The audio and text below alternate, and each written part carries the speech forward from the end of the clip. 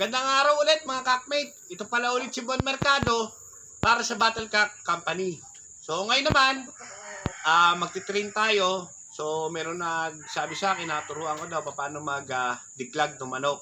So mahalaga kasi yung diklagging sa mga manok na nakatali o kaya yung mga malalaki na natin o kahit stag. So bakit ba tayo nagdidiklag? So yung diklagging kasi mahalaga yan kapag may sipon yung manok natin. O kaya, sinasabayan sa conditioning. So, magpupurga tayo, magbabacterial flushing, sinasabay ang declogging.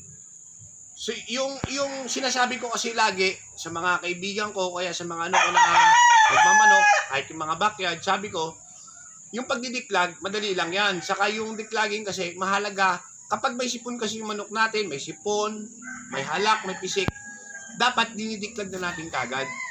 Kasi kung ididiklag natin yung manok, mas mabibilis yung recovery nila. Gumigahawa kasi yung kanilang hinga. So mamaya explain ko rin sa inyo kung bakit mahalaga yung declogging plus mga tips. So stay tuned kayo sa video. So magti-train tayo paano magdiklag. So ito na yung manok na ididiklag natin. Kung lalapitan mo siya, pag inamoy mo ng ganon, medyo umamoy na yung ilong niya kasi ilang araw na siyang may halak. Ito manok to ng kaibigan natin. So nag-request din siya, turuan ko yung kasama niya dito na babae paano magdiklag para kahit wala siya, alam nila paano gagawin. So ito, mapansin nyo, hindi pa namamaga yung mukha niya. Halak pa lang yan. So katagalan, ang mangyayari dyan, yung halak, magiging sipon, tapos mamamaga na yung mukha. Mamamaga na yung mukha niya. Ang problema, kapag namaga na yung mukha niya, so nagkakaroon na yun ng bukol, pag pinabayaan natin, may mamumuong nana sa loob, parang maninigas siya. Kapag nanigas na yung nana sa loob, may mga ugat yan papunta doon sa mata ng manok, papunta dito. So doon na magsisimulang lumabo yung mata ng manok natin, tapos katagalan, mabubulag na. Kaya marami nagsasabi kapag sinipon ang manok nila at lumala, nabubulag ang manok. So dapat, tuwing may sipon na manok natin, may halak, may pisik, dapat lagi nating dinidiklag. So, titrain natin si Emma paano mag-diklag. So, ito yung gagamitin natin, Bactig tool, para sa declogging. Ito kasi, nabibili to sa mga drugstore, sa mga Mercury, sa mga Rose Pharmacy. Medyo mahal siya. Siguro mga 120 yata, 130, ganito kalaki. So, hintayin nyo, yung Battlecock Company, lalabas din ng gamot, pang diklag, plus pwede rin pang spray sa sugat. So, parang kalaban nung yung may heal na salita. So, mas maganda yung gagawin ng Battlecock kasi pwedeng gamitin sa declogging. So, gagawin muna natin. So, ganito. Kuha ka lang ng Bactitol. So, ito yung pinakamalit na karayom na nabibili. So, ito yung 1 ml.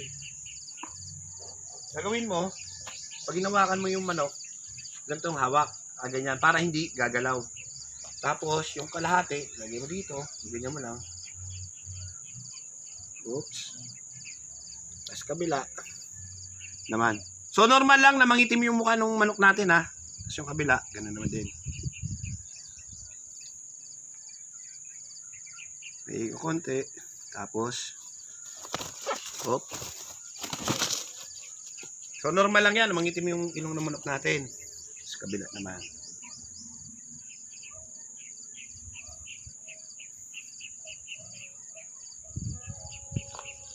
So, kung maririnig nyo, medyo may parang palaka na sa hinga niya. Yung gumagano. Parang may kulog susalib ng dibdib. Yun yung tinatawag na halak. Pakita nyo, nangitim yung mukha ng manok natin. Yan. So, normal yan. Katapos, buha ka ng tissue. Ganun din mo lang.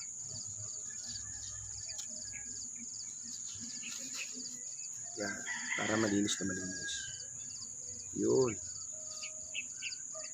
Yan. Yan yung mga sipon-sipon niya, mga lamad-lamad. Tawagin nila dyan sa ilong na galing. Yan.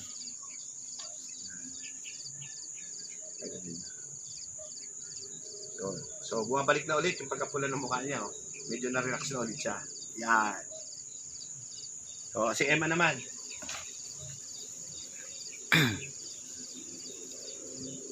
Ikaw.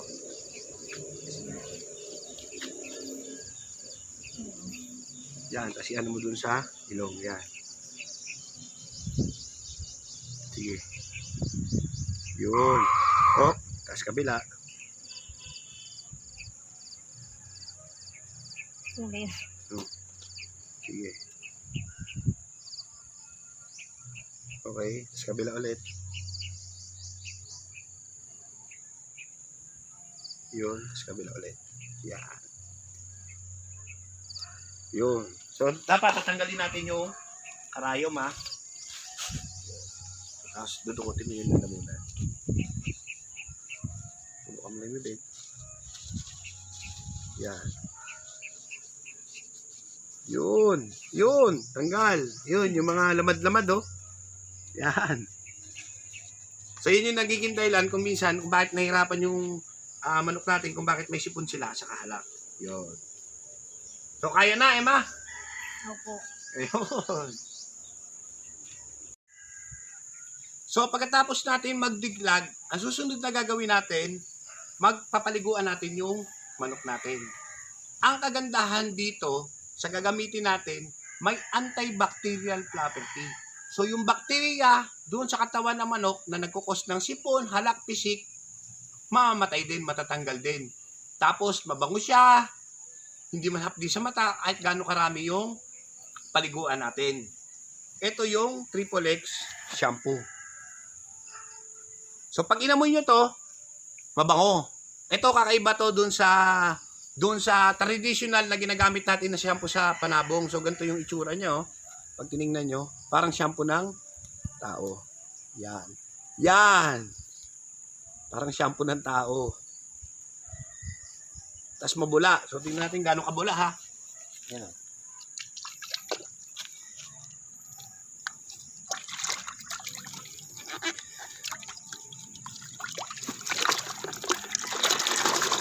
Yun.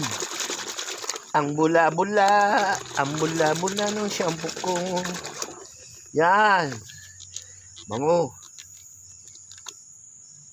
So, ito, itong shampoo na to, itong Triple X shampoo, pwede sa kalapate, sa heritage chicken, pwede sa aso, pwede sa baboy. So, lahat ng hayop, pwede itong Triple X shampoo. Napakagandang shampoo to. May antibacterial property, may citronera laban sa manok. Kasi yung manok, madalas yan kagatin ng lamok. So yung lamok, pag kinagat yung manok natin, kung minsan nagkakaroon ng bulutong saka malaria. So ito, napakaganda na to. Triple X shampoo. So paliguan natin yung manok natin. Pagkatapos natin magpaligo, magbibigay tayo ng Remoxil 550. So, amoxicillin, tylosin, plus paracetamol. Yung pinakamahalaga dito, paracetamol. So, yung amoxicillin kasi pumapatayan dun sa bakterya. Yung tylosin, yung pumapatay para hindi na dumami yung bakterya. So, ito, yung paracetamol, para to dun sa init ng katawan ng manok natin.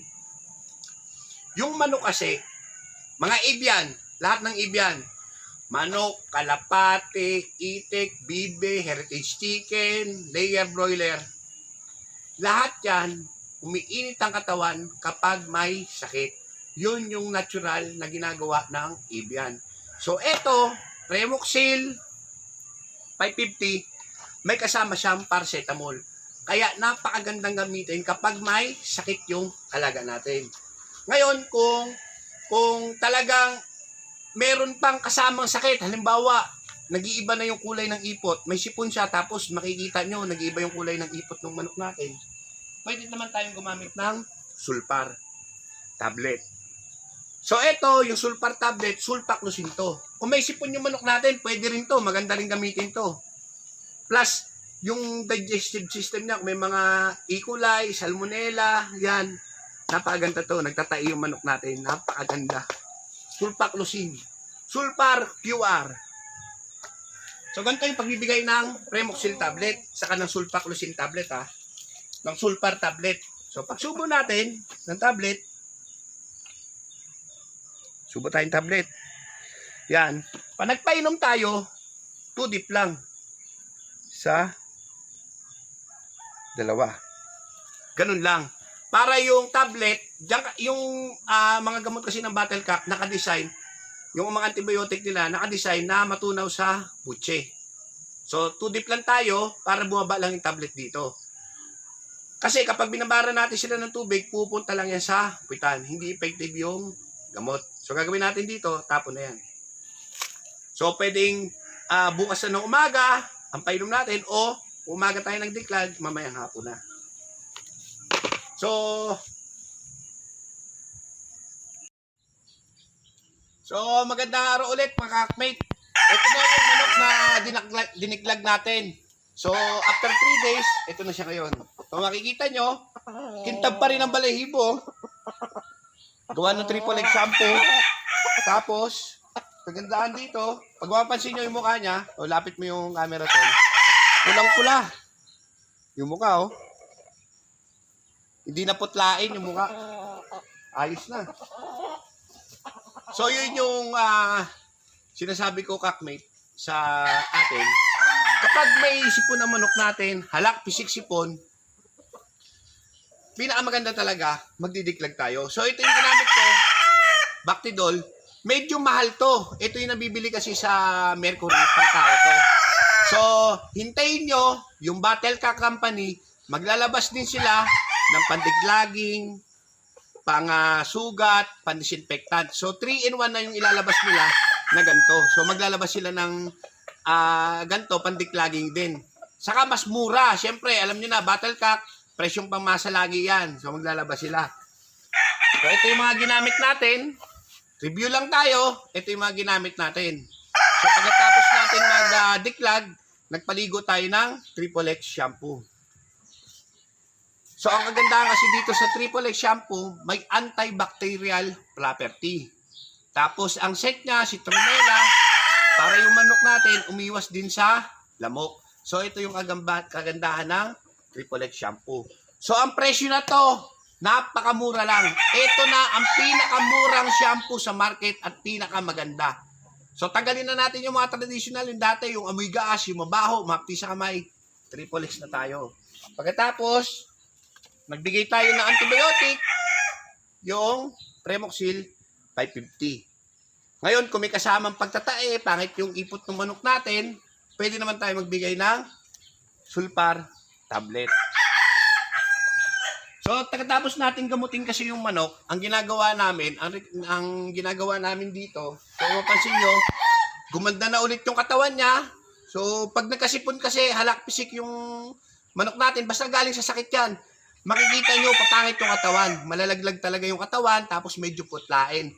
So, para mas mabilis, so 3 days lang, makita nyo. Yung manok natin, bumalik na sa dating ganda niya. So, ang binigay kasi namin dyan, El Toro.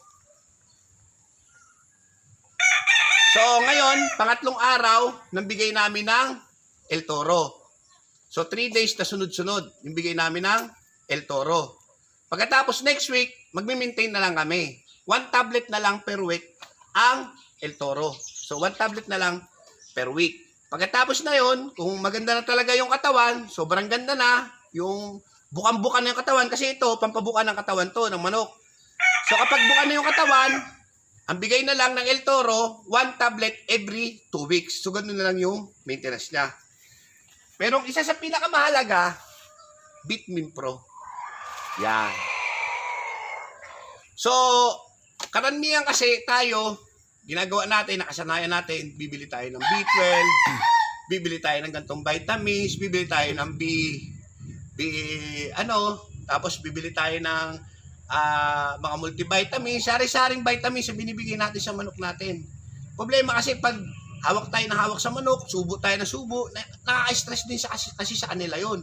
Plus, pag tinuos mo lahat ng vitamins na binibigay mo sa manok mo, nakatali, monthly, sobrang gastos. Sobra talaga pag tinuos mo. So ito, yung ginawa ng Battle Cap, Vitamin Pro, pina-all-in-one niya na. So 28 types ng vitamins.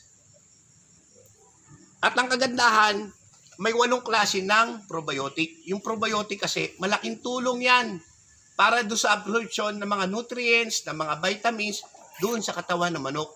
Ito kasi live good bacteria. Ibig sabihin, nabubuhay siya. Pagbigay natin doon sa manok natin, yung good bacteria nabubuhay doon sa bituka niya. Kaya napakaganda na to, itong Bitmin Pro. Sobrang ganda. Ang presyong pangmasa. Kahit, sabi ko sa inyo, pag samasamahin niyo na yung vitamins sa Agribet, nandito na lahat yan sa Bitmin Pro. Nandito na lahat. Tapos ang ginawa dyan, nilagyan na ng coating na itim. So bakit nila ginawang itim? Para maproteksyan pa natin yung probiotic sa loob ng tablet. So para mas mabilis mag-multiply. So yung iba naman nagsasabi, nag-iiba yung kulay ng ipot na manok nila pag gumagamit ng Bitmin Pro tablet. So normal lang yon. Yung kasi yung residue nung sobrang vitamins na hindi na kayang i-absorb ng katawan ng manok natin. So normal lang yon.